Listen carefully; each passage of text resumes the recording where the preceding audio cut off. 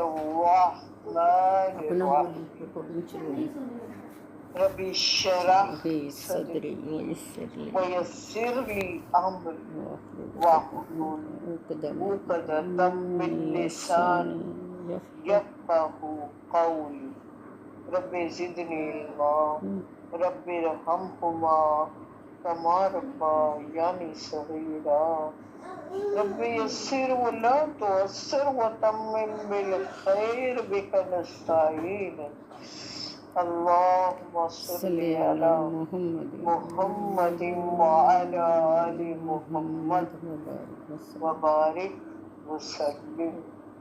الحمدللہ 10واں پارہ چل رہا ہے اور سورہ توبہ چل رہی ہے.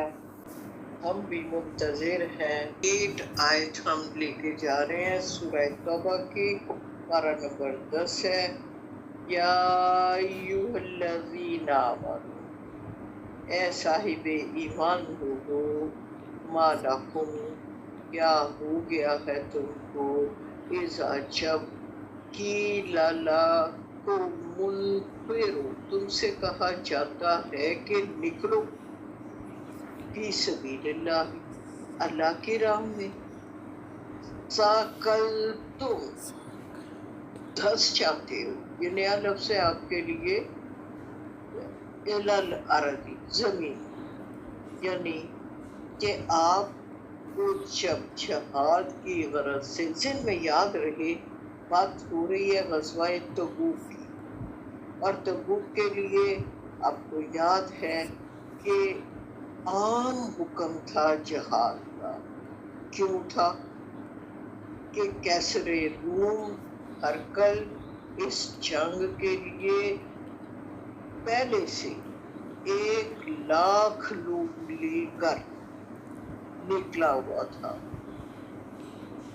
اور موتا میں مقابل میں 1,00,000 لوگ تھے، اور مسلمان صرف 3,000 تھے، جس میں آپ کو یاد رکھنا ہے پہلے زید بن حارثہ کا شہید ہوئے، ان کو کمانڈر بنا کے بھیجا گیا تھا، اور ان کے بعد یہ جعفر بن طیار، طیار کا مطلب ہوتا ہے اڑنے والا. تو بہرحال اس کی تھوڑی سی بات اس طرح کہ ان کے دونوں بازو کٹ گئے تھے، اور پھر انہوں نے جو جھنڈا تھا وہ نہیں چھوڑا اسلام کا، اور جب شہادت کے بعد ان کے جسم کو دیکھا گیا تو ایک روایت ہے کہ 60 نشان تیروں کے تھے، اور ایک روایت میں ہے کہ 90 نشان تیروں کے تھے، اور اسی طرح تیسرے جو تھے وہ عبداللہ بن رواحہ تھے. اور یہ عبداللہ بن رواحہ جو تھے یہ بھی انتہائی بے جگری سے، آپ یہ سوچیں نا 1,00,000 لوگ سامنے ہیں اور مسلمان صرف 3,000 ہیں، اور افواہ یہ پھیلی ہوئی ہے کہ ہرکل جو ہے 1,00,000 اور بندے لے کے تو ان کے ساتھ مل رہا ہے. اور جب چونکہ نبی صلی اللہ علیہ وآلہ وسلم کو یہ اطلاع نہیں تھی کہ اس طرح کا مارکا ہوگا، تو آپ نے تو صرف 3,000 لوگوں کو تیار کر کے تو زید بن حارثہ کی کمانڈ میں ان کو بھیجا تھا. تو جب وہاں گئے تو اتنے ڈھیر سارے لوگ دیکھ کے متذبذب ہو گئے کہ اب لڑائی کریں یا کیا کریں. تو ایسی صورت میں پھر زید بن حارثہ، چونکہ اللہ کے نبی کا حکم تھا اور ان کو یہ پتا تھا کہ یہ تینوں کمانڈر یکے بعد دیگرے جام شہادت نوش کریں گے، اور شوق شہادت بھی تھا. تو بہرحال یہ موتا سے بننے والی جو صورت حال تھی، اس میں اب مطلب اس میں نقصان سوائے اس کے کہ شہادتیں اور ساکھ، مسلمانوں کی ساکھ کو نقصان اس لیے نہیں پہنچا تھا کہ خود نبی صلی اللہ علیہ وآلہ وسلم نے اس کے فوراً بعد تبوک کے معرکہ کا اعلان کر دیا. یعنی ہونا تو یہ چاہیے تھا نا کہ 1,00,000 لوگوں کو دیکھ کر ہم ڈر جاتے، مسلمان ڈر جاتے، کہتے نہیں ہم نہیں جاتے. تو ایسا نہیں ہوا.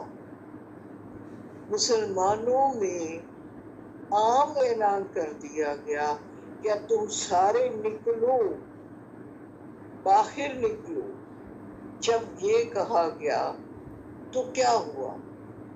جو تھے نا منافق، وہ بہانے بنانے لگ گئے. اب یہاں جو بات کہی جا رہی ہے وہ یہی کہی جا رہی ہے، یا ایھا الذین آمنوا، منافق بھی زبان سے کلمہ پڑھ کے ہوتا تو مسلمان ہے نا. اس لیے قرآن میں جب بھی پکارا منافقین کو تو یا ایھا الذین آمنوا کہہ کے پکارا. اور یہ یہاں کہا جا رہا ہے کہ آپ کو جب پہلے تو آپ بڑی باتیں کرتے تھے کہ شوق شہادت میں ہمیں حکم دیجیے، ہم ان کو مزہ چکھا دیں گے. اور جب اللہ کا حکم آ گیا ہے کہ آپ کو جہاد کرنا ہے تو اب تم کون کنی کترا رہا تھا؟ نہ، وہ الٹے پلٹے بہانے بنا کے نبی صلی اللہ علیہ وآلہ وسلم سے رخصت چاہ رہے تھے. میں آگے آئیں گی آیات، آپ خود دیکھیں گے کہ کیسے کیسے بہانے انہوں نے بنائے. اور قرآن میں اللہ جی نے وہ ساری باتیں وضاحت کے ساتھ بیان کر.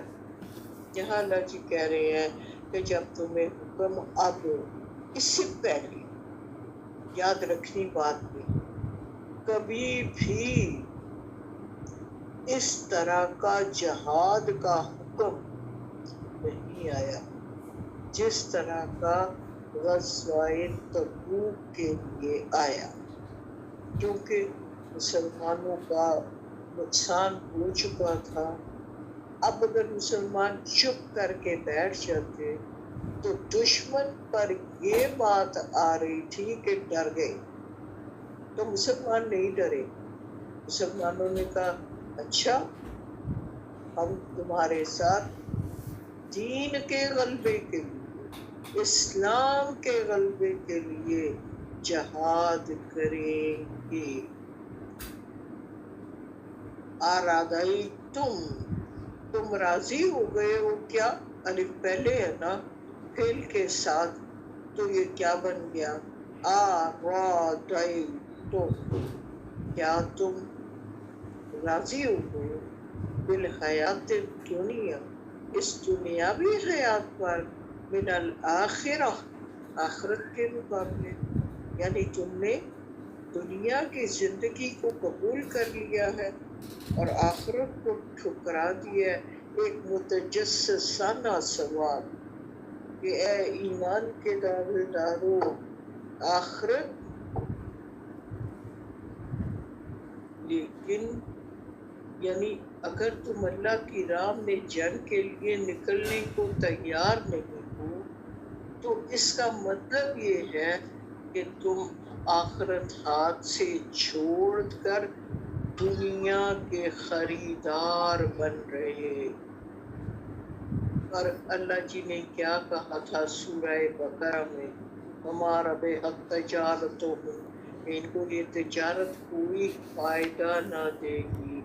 تم آخرت کی نعمتوں کو چھوڑ کر دنیا کی زندگی پر خوش ہو بیٹھے ہو، تو کامیابی تو اصل میں آخرت کی کامیابی، یہ قرآن نے ہمیں بتا دیا کہ دائمی زندگی تو وہ ہے، یہ تو عارضی زندگی ہے۔ یہاں پر ہم ایک ڈرامے کے مختلف کرداروں کی طرح یا ایک کمرہ امتحان میں جیسے بیٹھ کر پیپر حل کر رہے ہوتے ہیں اور وہ عارضی ہوتا ہے، ویسے یہاں موجود ہے، اور پھر ہمیں اپنی دائمی زندگی کی طرف لوٹنا ہے۔ وَمَا مَتَاعُ الْحَيَاةِ الدُّنْيَا فِي الْآخِرَةِ إِلَّا قَلِيلٌ، اور متاع دنیا یہ تو آخرت کے مقابلے میں ہے بہت ہی تھوڑی، یعنی اس دنیا کا ساز و سامان، اس دنیاوی زندگی کی ساری آسائشیں آخرت کے مقابلے میں بہت تھوڑی ہے، الا قلیل، بہت قلیل۔ آپ خود سوچئے 70-80 سالہ زندگی وہ بھی کسی کسی کی ہوگی، ورنہ عمرے دراز باندھ کر لائے تھے 4 دن، 2 آرزو میں کٹ گئے 2 انتظار۔ مختصر سی اس زندگی کو تم نے کیا خوشیوں کا سامان سمجھ لیا؟ نہیں، آخرت کی نعمتیں کہیں زیادہ اس سے اعلیٰ۔ 39 میں میرا رب فرما رہا ہے اِلَّا تَنْفِرُوا، اگر تم نہیں نکلو گے، يُعَذِّبْكُمْ، تم کو عذاب دے گا، عَذَابًا أَلِيمًا، بہت دردناک عذاب۔ کیا تھا؟ جتنی مغصوب قوموں کے قصے آپ نے پڑھے تو ان میں ہمیں کیا پتہ چلا تھا کہ اللہ جی اس قوم کو کلی طور پر مٹا کر دوسری قوم لے آتے ہیں، جیسے کہ حضرت نوح، پوری قوم ملیامیٹ کر دی گئی، چند لوگ جو ایمان والے تھے 80 لوگ، ان سے اگلی نئی قوم آئی تو یہاں وہی بات کہہ دی گئی وَيَسْتَبْدِلْ، اور وہ بدل دے گا قوماً غیرکم، تمہارے علاوہ دوسری قوم سے، وَلَا تُضُرُّوهُ شَيْئًا، اور تم اس کو کوئی نقصان نہ پہنچا سکو گی۔ یعنی یاد رکھو جب اللہ تعالیٰ کسی قوم کو مٹانا چاہتا ہے تو کوئی قوم، ویسے تو ہر انسان اس حیات میں بھی بے بس ہی ہے، لیکن اس وقت یہاں اگر کوئی مشکل آ جاتی ہے تو ہم کوئی ترکیب سوچنا چاہتے ہیں، یہ کر لیتے ہیں، یہ کر لیتے ہیں، وہ کر لیتے ہیں، اس وقت کوئی تدبیر کارگر ہوتی نہیں۔ سوچئے ذرا، حضرت نوح کشتی میں بیٹھے ہیں اور ان کا بیٹا ان کے سامنے ڈوب رہا ہے، اور وہ اللہ جی سے کہتے ہیں کہ اللہ پاک تو نے وعدہ کیا تھا میں تیرے اہل کو بچا لوں گا، تو میرا رب کیا جواب دیتا ہے کہ وہ تیرے اہل سے نہیں ہے، وہ نافرمان ہے، وہ مسلمان ایمان والا نہیں ہے، اس لیے تم اس قسم کی بات مت کرو۔ وہ اللہ کو تو اپنے دین کا علم بلند کرنا ہی کرنا ہے، اگر تم نہیں اٹھاؤ گے یہ جھنڈا تو وہ پھر کسی اور قوم کے سپورٹ کر دے گا، پھر کوئی اور قوم آ جائے گی جو اس جھنڈے کو بلند کرے گی۔ واللہ کہ میرا اللہ علی کل شیء قدیر، ہر کام کی قدرت، ہر چیز پر قادر ہے۔ 40 میں کہا الا تنصروہ، تم نہیں مدد کرو اس کی، اس سے مراد ہے نبی صلی اللہ علیہ وآلہ وسلم۔ فقد، تو یقیناً، نصرہ اللہ، ان کی مدد تو کی تھی اللہ نے، کب؟ اذ، جب، اخرجہ الذین کفروا، ان کو نکال دیا تھا کافروں نے، ثانی اثنین، اذ ہما، جب دو میں وہ دوسرے تھے، ان دو کے ساتھ، فی الغار، غار، بات ہو رہی ہے جب نبی صلی اللہ علیہ وآلہ وسلم نے کو اہل کفار، اہل مکہ نے بہت زیادہ تر کیا، اور اللہ کے اذن سے، اللہ کے حکم سے آپ صلی اللہ علیہ وآلہ وسلم مکہ چھوڑ کر مدینہ کی طرف چلے۔ تو ایسی صورت میں یاد کیجئے، آپ نے بچپن میں بھی یہ اسٹوریاں اردو میں پڑھی تھی کہ آپ صادق اور امین تھے، اس لیے آپ اپنے بستر پر علی مرتضیٰ رحمۃ اللہ علیہ کو سنا کر ابو بکر صدیق کے ساتھ غار میں چھپے ہوئے تھے۔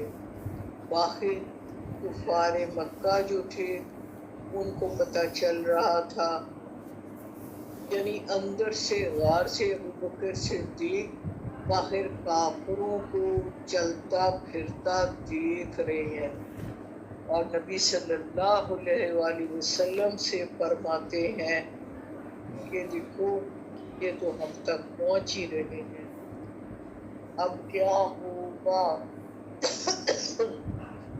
تو ایسی صورت میں پھر یہاں اللہ جی بتا رہے ہیں کہ اللہ پاک نے ان کی مدد کی تھی۔ یقینی بات، مدد تو ہوتی ہی اللہ کی ہے۔ تو یہاں جو کہا جا رہا ہے نا، وہ صرف دو تھے، ثانی اثنین، دو میں وہ دوسرے تھے غار میں، یعنی دو بندے غار میں تھے، بس صرف ایک محمد صلی اللہ علیہ وآلہ وسلم خود، اور دوسرے ابو بکر صدیق، جب یقول، انہوں نے کہا، بے صاحب ہی، اپنے ساتھی سے، لا تحزن، نہ غم کر، ان اللہ، بے شک اللہ، معنا، ہمارے ساتھ۔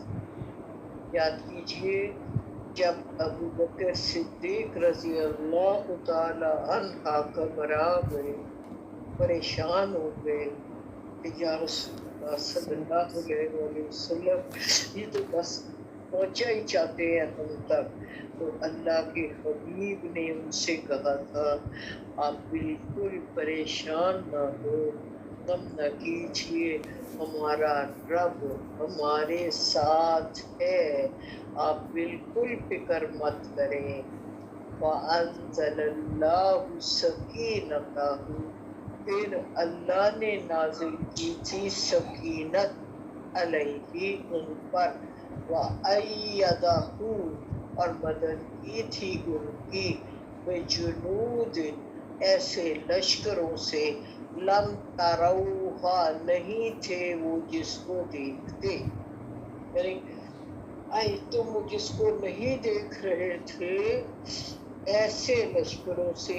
اب اس کو اگر ہم کھولیں تو مائٹ بھی کہ وہ اندھے ہو گئے، یا فرشتوں نے گھیرا کر لیا، یا فرشتوں نے نبی صلی اللہ علیہ وآلہ وسلم یا غار کے منہ کو بند کر دیا، اللہ بہتر جانتا ہے۔ یہاں یہی کہا جا رہا ہے کہ تم، یعنی تم نہیں دیکھ رہے تھے ان لشکروں، تو اس کا مطلب ہے کہ فرشتوں کا ہی کوئی لشکر ایسے اللہ جی نے اتارے تھے جن کو ہم اس نظر سے نہیں دیکھ رہے تھے. وجعلا یا ابو بکر صدیق ان کو نہیں یا حضور ان کو نہیں صلی اللہ علیہ وآلہ وسلم دیکھ رہے تھے. لیکن بات وہی ہے کہ اصل میں مدد تو بس اللہ ہی کی طرف سے ہوتی ہے. وجعلا اور بنا دیا کلمۃ الذین ان لوگوں کا کلمہ کفروا جنہوں نے کفر کیا تھا سفلا گرا دیا پست کر دیا نیچے کر دیا. اب ان کا ارادہ تو یہی تھا کہ نبی صلی اللہ علیہ وآلہ وسلم کو پکڑے اور شہید کر دیں. لیکن اللہ کا یہ فیصلہ ہے کہ رسول کبھی بھی قوم کے ہاتھوں شہید نہیں ہوتے. رسولوں کو اللہ تعالیٰ ہمیشہ بچا لیتا ہے. ہاں نبی قتل ہو سکتے ہیں لیکن رسولوں کا درجہ آپ یاد کیجئے حضرت عیسیٰ کو اللہ نے کس طرح بچایا، اسی طرح حضرت موسیٰ کو کیسے بچایا. یہاں بھی یہ بات کہی جا رہی ہے کہ جو کافر تھے ان کی بات پست کر گرا اور وَكَلِمَةُ اللَّهِ ہی العلیٰ اعلیٰ اونچا، اور اللہ کا کلمہ ہی سب سے اونچا ہے. یعنی پورے جزیرہ نمائے عرب کے اندر اللہ کا دین ہی غالب ہونا ہے. واللہ اللہ پاک عزیز بہت زبردست ہے، حکیم حکمت والا. 41 نمبر میں کہا ان پیرو نکلو خفافن اور کی حالت میں یا ہلکے وسکالن یا بوجھل. اب یہ خفافن سامان کے بغیر بھی ہو سکتا ہے اور سکالن بوجھ اٹھائے ہوئے. تو کیا کہا گیا؟ چاہے تو آمادگی سے نکلو یا بوجھلدی سے نکلو. دوسرا معنی یہ ہوگا چاہے تم بغیر ساز و سامان کے ہو تب بھی تمہیں نکلنا ہے، اور اگر تمہارے پاس ساز و سامان ہے تو اس کا بوجھ بھی لیتے ہوئے نکلو.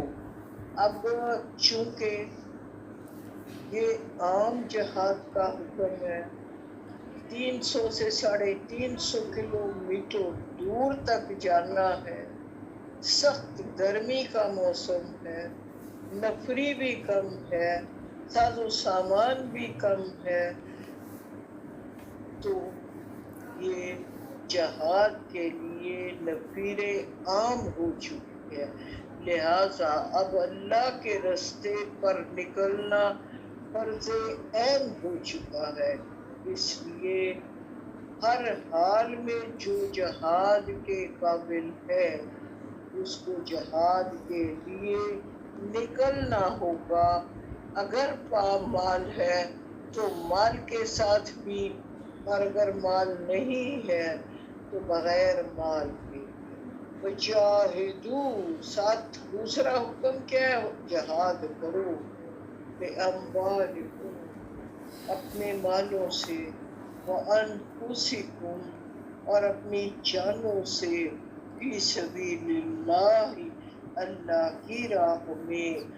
ذَلِكُمْ خَيْرٌ لَكُمْ یہی بہتر ہے تمہارے حق میں. ان کنتم تعلمون اگر تم جانتے ہو تو، یعنی جہاد میں ہی تمہاری خیر ہے. اتنا سخت حکم اس سے پہلے جہاد کے لیے کبھی نہیں آیا تھا. یہاں ہر شخص سے یہ وعدہ لیا جا رہا ہے کہ تم اپنے مال اور جان اللہ کی راہ میں قربان کرنے کے لیے تیار ہو جاؤ۔ 42 میں کہا لو کان عرضا قریبا وسفرا قاصدا، یہاں تک ہم کرتے ہیں اگر لو کانا ہوتا اردن قریبا، یہ علاقہ قریب، و سفر قاصدہ اور چھوٹا سفر ہوتا،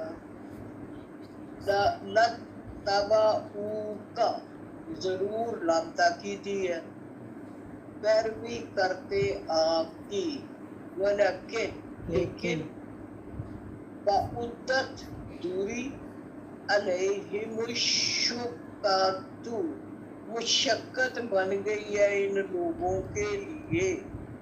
اب اس کو اگر آپ جوڑیں تو اگر مال غنیمت قریب ہوتا، سفر چھوٹا ہوتا، اور تیسری بات یہ کہ یہ نبی صلی اللہ علیہ وآلہ وسلم آپ کی پیروی کر لیتے، لیکن بھاری پڑ رہی ہے، دور کی مسافت ہے۔ اب بات یہ ہے منافقین کا تو یہی حال ہوتا تھا۔ سورہ بقرہ میں پڑھا تھا آپ نے فلما ضاقت معه لو ذهب الله بنورهم وتركهم في ظلمات لا يبصرون، کہ وہ اس سے پہلی آیت میں بھی ہے کہ جب روشنی ہوتی ہے تو وہ چل پڑتے ہیں، وہاں جب ہو جاتا ہے اندھیرا، یعنی جب ان کو یہ امید ہوتی ہے کہ مال غنیمت ملے گا تو اس وقت وہ نبی صلی اللہ علیہ وآلہ وسلم کے ساتھ ہو جاتے ہیں، اور جب ان کو یہ لگتا ہے کہ کوئی جہاد کا پہلو آگے موجود ہے یا جہاد کے لیے جانا ہے تو متذبذب ہو جاتے ہیں۔ یہاں بھی یہ کاموں کھڑے ہو جاتے ہیں، یہ لفظ بولا گیا وہاں پہ، اور یہاں دیکھیے رسول اللہ صلی اللہ علیہ وآلہ وسلم کی یہ عادت تھی کہ وہ کسی بھی مہم کے ہدف کو ہمیشہ صیغۂ راز میں رکھتے تھے، بس تیاری کر، یہ طریقہ ہوتا تھا۔ ایسا نہیں ہوتا تھا کہ ان کو بتایا جائے کہ فلاں جگہ ہم جائیں گے، یعنی جب نکلتے تھے تب تو بتانا تھا، فیو ڈیز بیفور اعلان نہیں ہوتا تھا، لیکن اس مہم کے لیے ابھی دیکھیے فتح مکہ کا منصوبہ بھی جو تھا آخری وقت تک خفیہ رکھا گیا، مگر صرف ایک غزوہ ایسا جو غزوہ تبوک ہے، اس کی تیاری کے حکم کے ساتھ آپ نے تمام تفاصیل علل اعلان سب کو بتا دی تھی کہ لشکر کی منزل مقصود تبوک ہے اور ہمارا ٹکراؤ سلطنت روما سے ہے، اس لیے ہر شخص اپنی داخلی اور خارجی ایک سیکنڈ سوری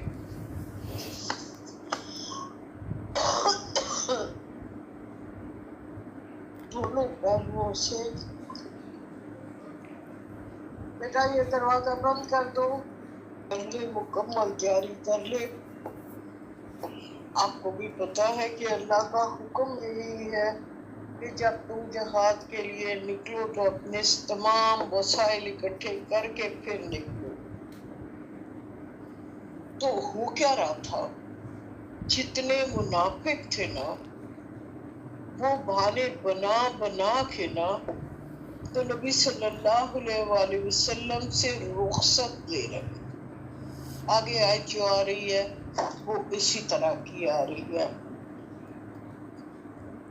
وَسَيَحْلِفُونَ بِاللَّهِ، یہ قریب ہے کہ اللہ کے حلف اٹھا کر یہ یا اللہ کی قسمیں کھا کر یہ لوگ کہیں گے کیا، لو استطعنا، ہمارے اندر اگر، لو استطعنا، اگر استطاعت ہوتی، یعنی ہم اس قابل ہی نہیں ہیں، لخرجنا معکم، تو ہم ضرور آپ کے ساتھ نکلتے۔ اب اصلی بات کیا ہے کہ قسمیں کھا کھا کر جھوٹے بہانے بنائیں گے اور اپنی فرضی مجبوریوں کا رونا روئیں گے اور قسمیں کھائیں گے اللہ کی۔ یخلقون انفسہم، یہ لوگ اپنے آپ کو ہلاک کر رہے ہیں، واللہ، اور میرا رب، یعلم، وہ تو جانتا ہے، انہم، کہ وہ، لکاذبون، بالکل جھوٹ بول رہے ہیں۔ اب ہوتا کیا تھا کہ نبی صلی اللہ علیہ وآلہ وسلم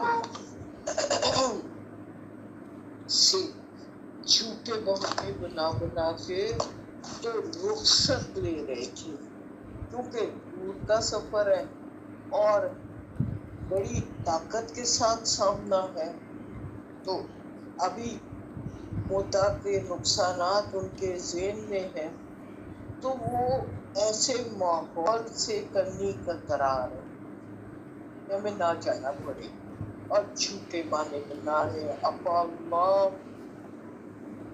اللہ پاک آپ کو معاف کرے، اب کا معاف، یا اللہ نے معاف کر دیا، دونوں اس کے معنی لما آذنتا لہو، کیوں اجازت دی ان کو۔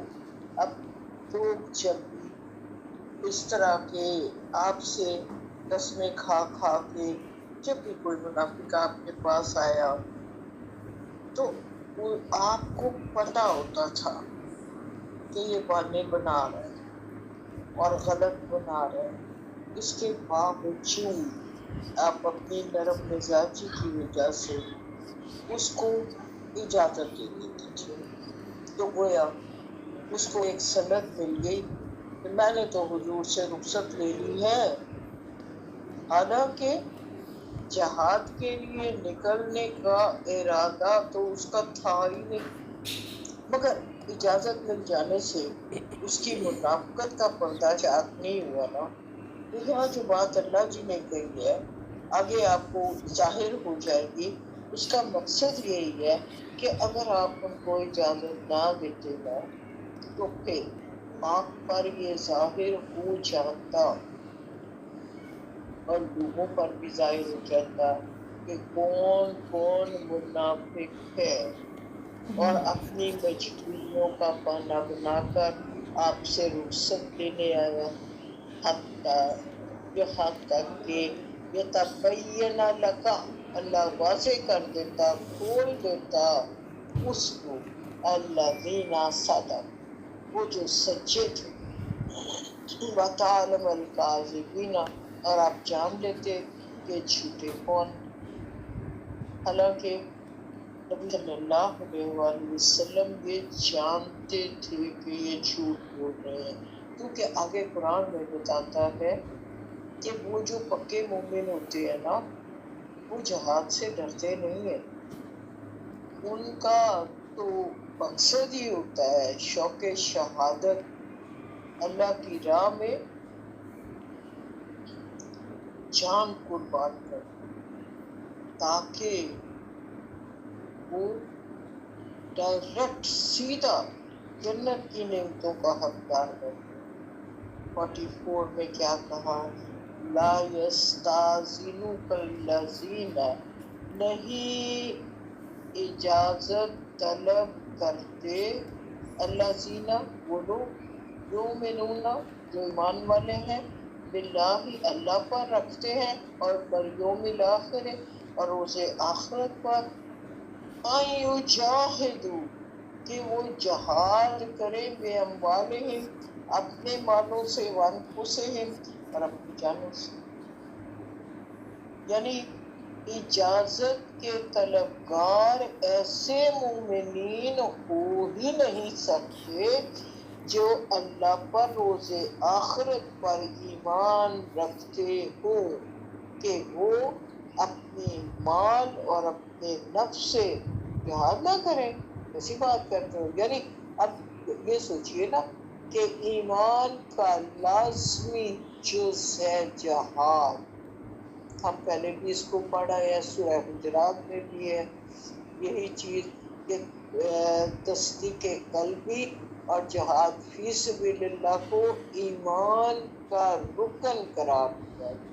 सूरह अनफाल में अभी हम पीछे पढ़ के आए हैं आयत नंबर 2 में भी और 74 में भी कि जिहाद फी सबिलिल्लाह को वाज़ेह तौर पर ईमान की लाजमी शर्त करार दिया।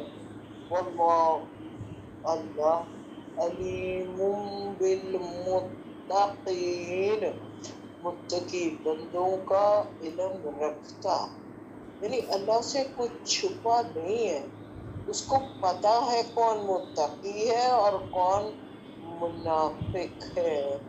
45 में कहा इन्नमा यस्ताज़िनुका अल्लज़ीना ला युमिनूना बिल्लाहि वल यौमिल आखिर वरताबत कुलूबुहुम।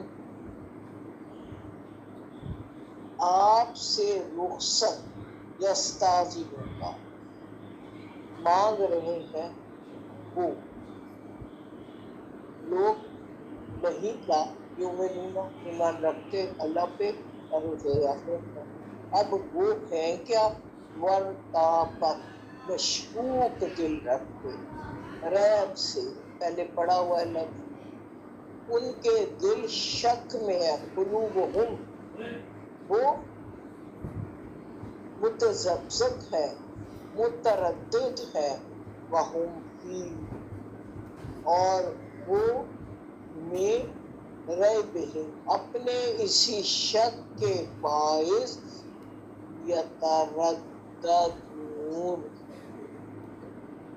वाज़ेह नहीं है, भटके हुए हैं, कभी इधर कभी उधर है, यकीन नहीं है, कमजोर ईमान है, शुकुक व शुबहात में है। जबकि कुरान में पहली बात ही कहता है ला रैब, ईमान के लिए इकरारुम बिल लिसानी व तस्दीकुन बिल कल्ब। जब ये दो बातें हो गई तो फिर तस्दीकुम बिल कल्ब ज्यादा जरूरी है, क्योंकि वही आपको जबान से अदा करना सिखाता है। जब आप दिल से नहीं किसी चीज को कबूल करते तो जबान कमजोर होती है। तो यहाँ भी यही बात है, अल्लाह जी कह रहे हैं वो तो बड़े मुतज़ब्ज़ब हैं, उनको तो ये समझ ही नहीं आ रही कि इधर जाना है कि उधर जाना है।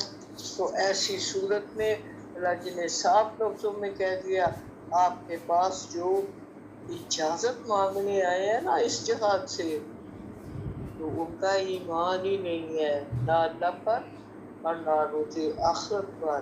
वो अपने इसी शक की वजह से मुतज़ब्ज़ब और दुनियावी मफादात उनके पाँव की बेड़ी बना हुआ है। इसी वजह से ये झूठे बहाने बना रहे हैं। वला वरदू, अगर उनका इरादा होता अल खुरूज निकलने का, बाहर निकलने का, लादू लहू उद्दाता, तो कुछ सामान सादो सामान उसका एहतमाम करते, कुछ तो तैयारी करते ना। आप भी सोच लीजिए कहीं जाना हो तो कुछ थोड़ी बहुत तैयारी तो करनी पड़ती है ना। तो यहाँ अल्लाह जी ये कह रहे हैं इरादा ही नहीं है। अगर इरादा होता तो लाजम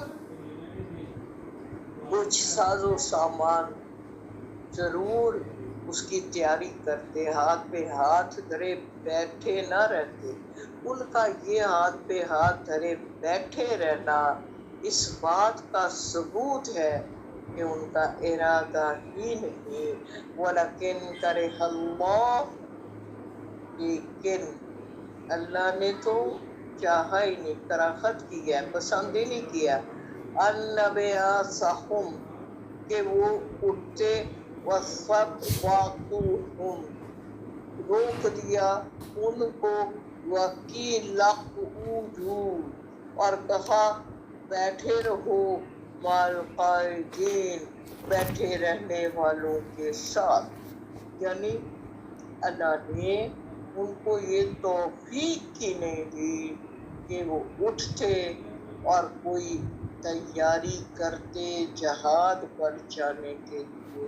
ہمارے علماء یہ بات ہمیں بتاتے ہیں کہ جب آپ سجدہ کرنے سے گریز کرنے لگے یا سجدہ کی اللہ توفیق چھین لے، تو جان لو کہ کہیں تمہارے اندر کوئی منافقت موجود ہے، جس کے باعث رب نے آپ سے سجدے کی توفیق ہی چھین لی ہے۔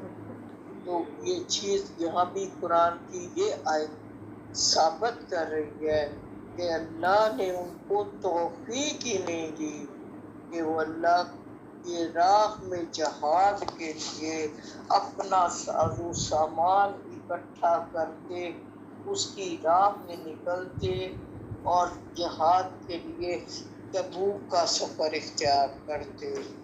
47 میں کہا لو خرجوا فیکم اگر یہ نکلتے تمہارے ساتھ، ما زادوکم یہ زیادہ کرتے تمہارا کیا، الا خبالا خرابی کے سوا کچھ زیادہ نہ کرتے، یعنی تمہارے لیے ان کا نہ نکلنا بہتر ہے، اگر یہ نکل پڑتے تو یہ تمہارے لیے خرابی کا باعث ہوتے۔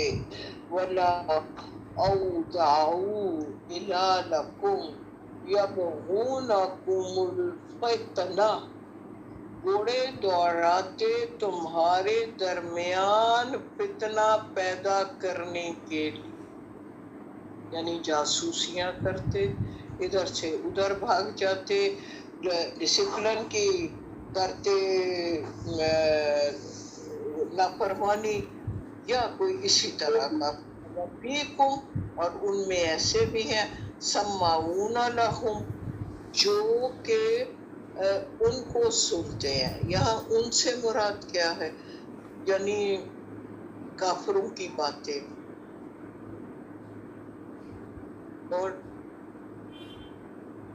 ان کے لیے بھی سنتے ہیں اور ان کی بھی سنتے ہیں، گویا ادھر کی بات ادھر پہنچاتے ہیں اور ادھر کی بات ادھر پہنچاتے ہیں، کیونکہ منافق ہے نا۔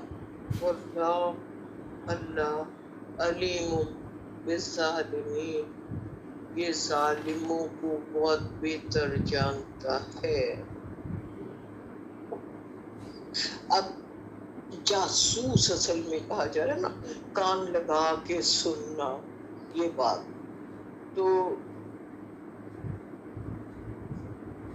بہرحال اس کا ایک اور ترجمہ ڈاکٹر صاحب کر رہے ہیں، میں چاہتی ہوں میں وہ بھی تھوڑی وضاحت کر دوں کہ تمہارے درمیان ایسے نیک دل اور سادہ لوگ مسلمان بھی ہیں جو ان منافقوں کی باتیں بڑے غور سے سنتے ہیں، اور ایسے مسلمانوں کے ان منافقین کے ساتھ دوستانہ مراسم بھی ہیں، اور وہ ان کی باتوں کو بڑی توجہ سے سنتے ہیں۔ اگرچہ یہ منافق تمہارے ساتھ لشکر کے میں موجود ہوتے اور کوئی فتنہ اٹھاتے تو عین ممکن تھا کہ تمہارے وہ ساتھی اپنی سادہ لوہی کے باعث ان کے اٹھائے ہوئے فتنے کا شکار ہو جاتے۔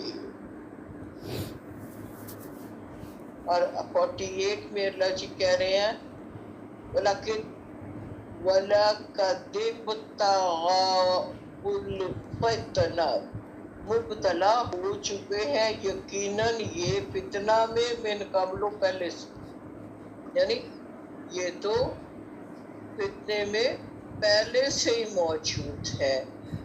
وَقَلَّبُوا لَكَ الْأُمُورُ، الٹ پھیر کر دیتے ہیں آپ کے امور، یعنی یہ اس کوشش میں ہوتے ہیں اے نبی صلی اللہ علیہ وآلہ وسلم کہ آپ کے سارے معاملات کو الٹ پلٹ کر دیں، اور ان کی امکانی حد تک کوشش یہی ہوتی ہے کہ معاملات کو خراب کر دیں، حتیٰ یہاں تک کہ جعل حق وظہر امر اللہ وہم کارہون، یہاں تک کہ حق آ گیا اور اللہ کا امر غالب ہو گیا، بٹ ان کو پسند نہیں آیا۔ کارہون یہ کراخت میں ہے، یہ ان کو اچھا نہیں لگ رہا کہ عرب میں مسلمان پھیل رہے ہیں اور اسلام پھیل رہا ہے۔